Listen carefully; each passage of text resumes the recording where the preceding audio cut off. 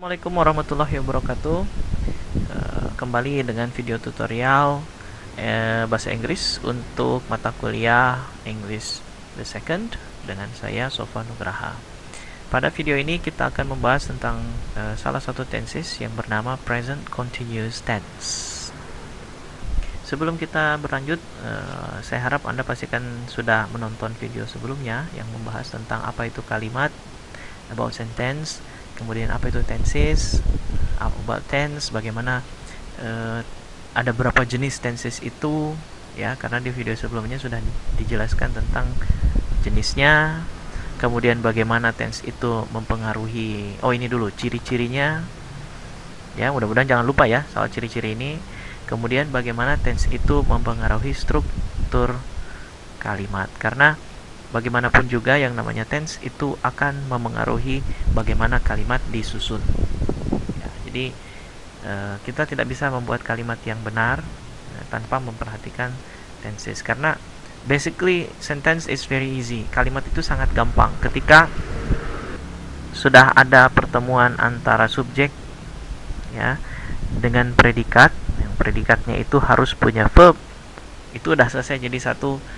Udah bukan selesai, udah berpotensi atau sudah bisa dianggap sebagai sebuah kalimat. Yang penting makna gramatikalnya sudah utuh, itu udah oke. Baik, kita mulai penjelasan tentang present continuous tense. Present ya, di sini istilahnya ada present. Present ini artinya masa kini. Kemudian continuous, ingat ya, continuous adalah sebuah completion, jadi durasinya, bagaimana kata kerja itu nanti dipakai. Continuous itu berarti ongoing atau masih berlangsung. Jadi dia belum selesai. Ya, ongoing. Ada istilah lain yang menyebut ongoing itu dengan istilah progresif. Ini biasanya grammarian atau ahli bahasa Inggris atau tata bahasa Inggris yang berbasis British itu pakainya istilahnya progresif. But it's just the same, sama aja. Artinya continuous. Continuous itu berarti kata kerjanya masih, atau aktivitas yang dilambangkan oleh kata kerja itu masih berlanjut, masih terjadi, masih dilaksanakan sampai ketika kalimat ini diucapkan. Gitu ya. Jadi kita dapat sekarang ada istilahnya present berarti kini, kemudian continuous yang berarti ongoing atau progresif. Nah, dua kata ini, istilah ini yang nanti kita pahami, yang nanti harus kita ingat baik-baik, karena ya nama ini sebenarnya melambangkan bagaimana sih sebenarnya tenses itu dipakai. Nah, oke. Kemudian kita ingat bahwa yang namanya tense itu ya, tense itu selalu berhubungan dengan aspek waktu. Bagaimana ya waktu ya berhubungan kata kerja terjadi ya, bagaimana kata kerja itu terjadi berdasarkan dengan tolok ukur ya, dengan berdasarkan waktu kalimat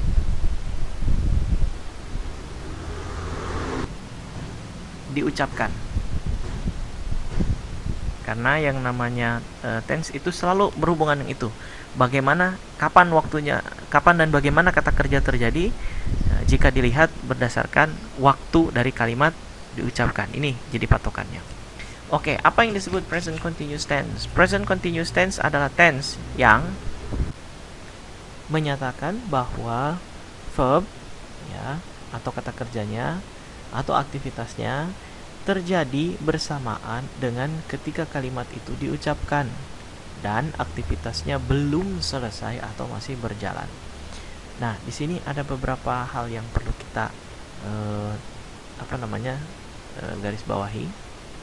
Pertama, verb ya, karena memang dia berurusan dengan verb. Kedua, terjadinya itu bersamaan dengan kalimat diucapkan. Berarti logikanya sambil kita ngomong, sambil kita melakukan tindakannya. Terus aktivitas yang dilambangkan oleh verb itu belum selesai, artinya incomplete atau ongoing. Nah, itu yang disebut dengan present continuous. Kemudian present continuous menggunakan struktur atau pola seperti ini. Masih ingat kan apa cirinya continuous? Nah, mudah-mudahan nggak lupa ya. Ciri dari continuous itu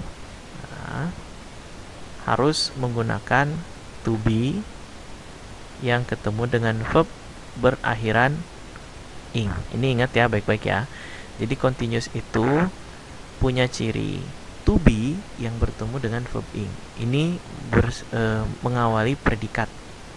Nah, jadi ini ya, to be dengan verb ing inilah yang menjadi predikat atau kata kerjanya. Nah, kemudian kita ingat bahwa dia menggunakan bentuk present. Kalau dia bentuk present, berarti to be-nya yang dipakai itu ya, si to be yang dipakai ini harus menggunakan is, am,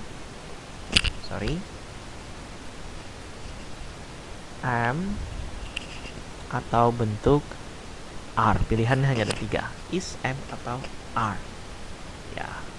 Jadi kalau kita tuliskan kembali si strukturnya, kurang lebih kita punya subjek, kemudian setelah itu ada to be, yang to be-nya itu dalam bentuk is, am, atau are. Kemudian setelah itu diikuti dengan verb 1 yang berakhiran ing.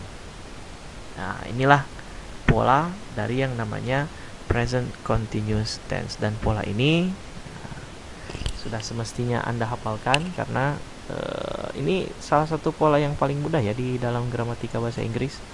Biasanya guru itu mengajarkan dimulai dari simple present ya. Kalau saya sih enggak, saya lebih ininya ke present continuous dulu. Kenapa? Karena simple present itu sebenarnya tense yang ya mudah kalau tahu cara makainya. Karena sebenarnya simple present itu tense yang agak problematis ya, karena pemakaiannya sebenarnya tidak semudah itu. Pemaknaannya memang mudah, tetapi strukturalnya yang agak-agak sulit, biasa membingungkan pemula ya, karena di present tense simple itu kan dia harus pakai yang namanya to do, dan to do-nya nggak selalu muncul. Di positif nggak muncul, di negatif muncul, di pertanyaan muncul lagi. Jadi agak. Nah, oke. Jadi ini intinya adalah sebuah struktur yang mudah. Baik, sekarang mari kita coba membuat contoh kalimat menggunakan pola ini. Ada subjek to be, ya. Ingat lagi sekali lagi to be-nya itu harus is, am, atau are. Nah, sebelum kita membuat contoh kalimat, kita pastikan dulu Anda sudah paham ya tentang to be, is, am, are ini. Ada 3 pilihan, ada is, am, dengan are, dan ini semuanya berhubungan dengan subjek ya. To be ini harus kembali berhubungan dengan subjek. Jadi si to be ini harus disesuaikan penggunaannya dengan subjeknya, karena kalaupun kita pakai to be, tapi kalau kita pakai sembarangan nanti tetap aja kalimatnya keliru. Coba ingat kembali, kapankah to be am dipakai? To be am dipakai apabila subjeknya adalah I. Kemudian kapankah are dipakai? Are dipakai kalau subjeknya adalah kelompok Ayu Dewi. You, they dengan we. Jadi you, they, dan we. Kemudian is, kapan is dipakai? Kalau subjeknya adalah orang ketiga tunggal, yaitu she, he, dan it. Istilahnya pronounsnya ini. Jadi kalau misalnya kita punya subjeknya namanya orang, misalnya James and Anna misalnya. Sini kan ada 2 nama orangnya, James and Anna. James ini kan laki-laki sendiri, bisa diganti dengan he. Sementara Anna ini perempuan sendiri, bisa diganti dengan he. Kalau satu-satu misalnya James, ya berarti nanti subjeknya ketemu dengan to be-nya, karena James itu kan laki-laki ya sendiri, jadi dia diganti dengan he, berarti bisa ketemu dengan to be-nya is. Anna juga ketemu dengan is, tapi kalau udah berdua berarti ini to be-nya nanti jadi are. Kenapa? Karena James dan Anna ini bisa diganti dengan they, orang ketiganya. Ini tolong diperhatikan dan agak hati-hati ya karena ini pembeda karena memang membutuhkan ketelitian. Mari kita coba buat contoh kalimat menggunakan pola subjek to be verb if ini. Kita bikin contoh kalimat pertama. Kita misalnya punya subjek bernama Bob. Bob ini melakukan, ya, kata kerjanya, dia sedang ngapain Bob itu? Bob itu misalnya sedang lari, ya, run. Di mana larinya? Misalnya di lapangan, on the track, ya. Ini track itu berarti lapangan lari. Nah, kita perhatikan apakah sudah ada subjek? Ada. Di sini Bob berfungsi sebagai subjek. Adakah to be is mr? Tidak ada. Adakah verb ing? Tidak ada. Adanya run, ya, ini masih bentuk baru bentuk verb 1 biasa. Nah, kemudian on the track ini keterangan tempatnya. Nah, sekarang agar kalimat ini menjadi lengkap, pertama kita membutuhkan yang namanya to be. Bob itu sebagai subjek, dia laki-laki, ya, tadi udah jelasin.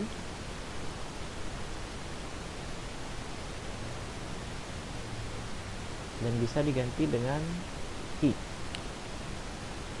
Kemudian kalau diberikan to be-nya berarti betul is.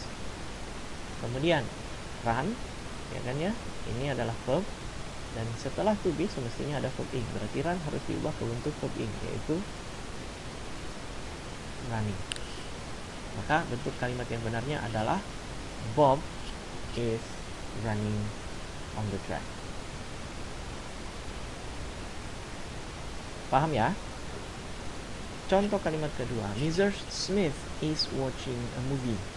Perhatikan subjeknya adalah Mr. Smith. Ini ada penanda Mr. itu berarti dia adalah perempuan. Makanya to be yang muncul adalah is. Kemudian perhatikan verbnya, ini asalnya dari to watch, ya, yang mengambil bentuk verb ing. Kemudian a movie ini adalah objek. Contoh ketiga, ada kalimat lagi, my cousins are playing soccer on the backyard. My cousins, sini perhatikan, ya, ada my cousins. Perhatikan di belakang ada huruf S. Cousin itu artinya sepupu, kalau satu, ya. Ingat cousin, kan cousin itu artinya sepupu. Nah, bentuk aslinya kan cousin. Nah, di belakang sini ada S. Kalau ada S berarti menandakan bahwa jumlahnya lebih dari 1. Jumlah lebih dari 1 dan dia orang ketiga, maka dia harus diganti dengan personal pronouns they. Maka dari itu kenapa to be yang muncul adalah are. Ya. Kemudian di sini ada playing. Playing ini asalnya dari to play. Dia pakai bentuk verb berakhiran ing. Nah, di sini pakai to be-nya are, ya, karena jumlahnya lebih dari 1. Andai kata, di sini pakai subjeknya itu bukan my cousins, tetapi my cousin saja biasa. My cousin, 1 berarti sepupu saya. Kalau subjeknya my cousin berarti di sini jangan pakai are. Di sini harus dia pakai is, karena cousin itu jumlahnya 1. Nah, kalau cousins karena di sini ada s-nya, maka dia jumlahnya lebih dari 1. Makanya dia pakai they dan to be-nya harus berpasangan dengan are. Paham, ya?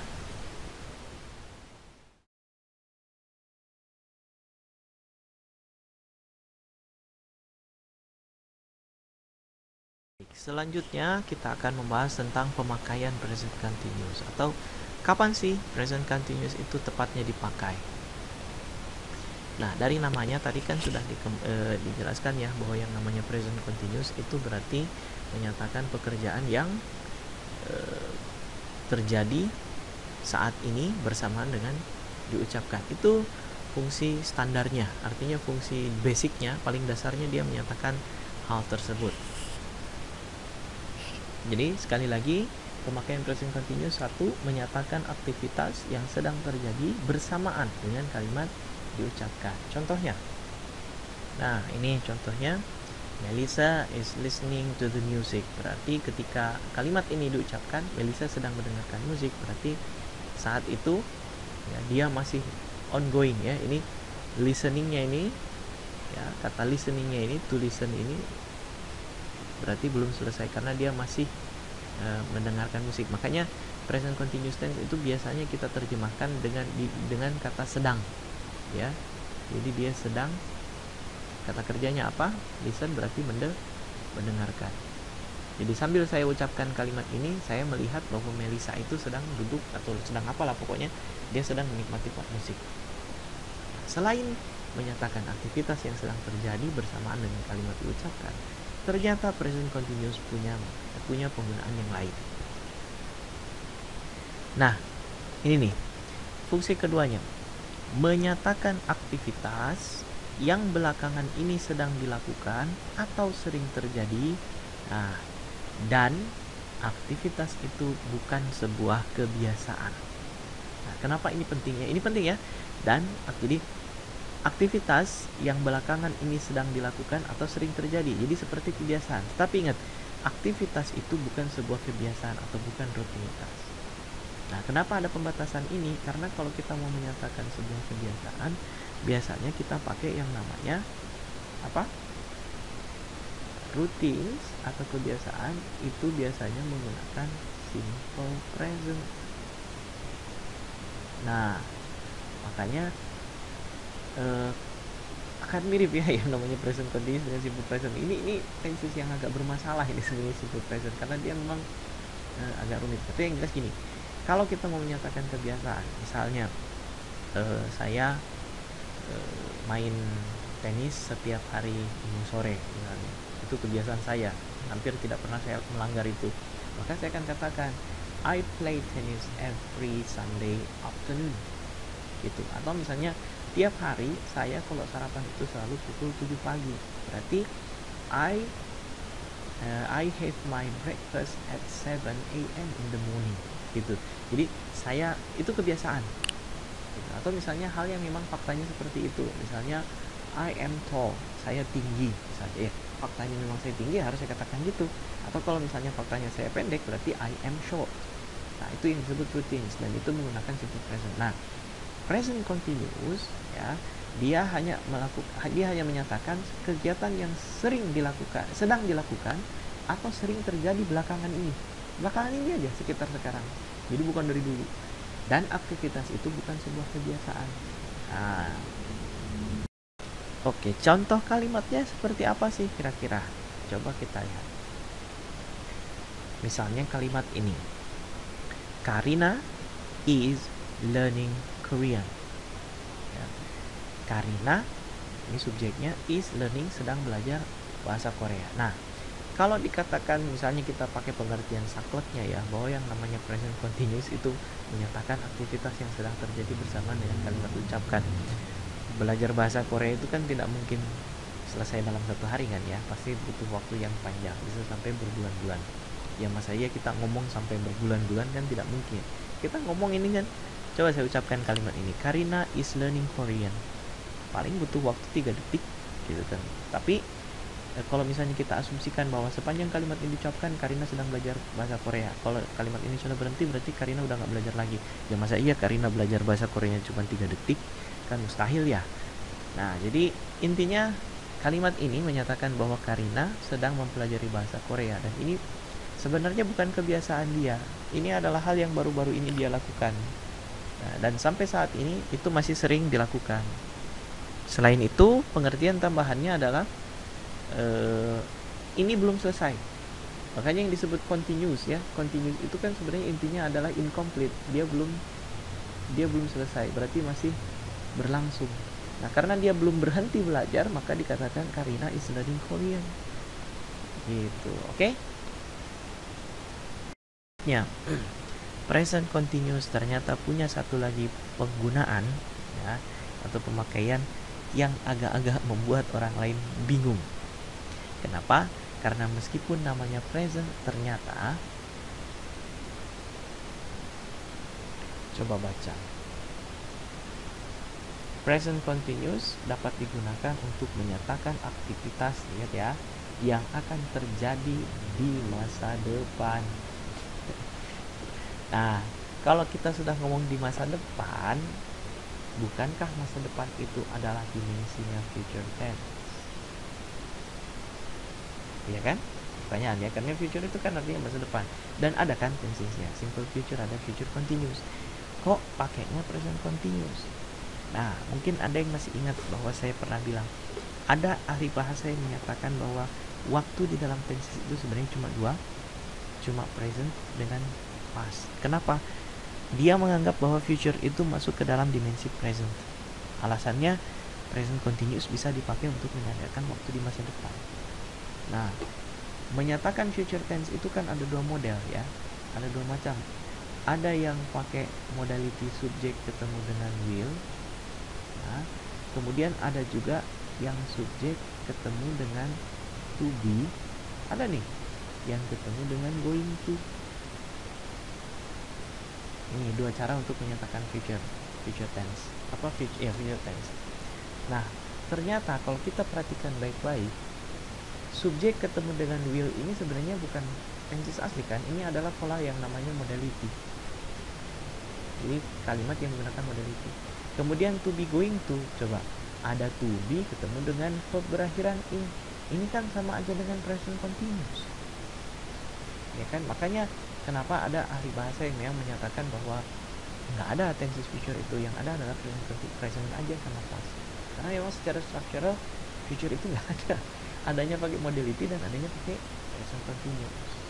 Jadi intinya, bolehkah present continuous dipakai untuk menyatakan di masa depan? Oh ya, memang itu penggunaannya, berarti boleh. Ada gitu contoh kalimatnya? Ada, kita coba. Nah, coba perhatikan kalimat ini. We are eating pizza tonight. Kita akan makan pizza malam ini. Ini kalau diterjemahkan kita nggak bisa katakan kita sedang makan pizza malam ini. Masa sedang tapi malam ini. Nah, ini kan malam ini di sini konotasinya malam ini itu kan belum terjadi sebenarnya, tonight.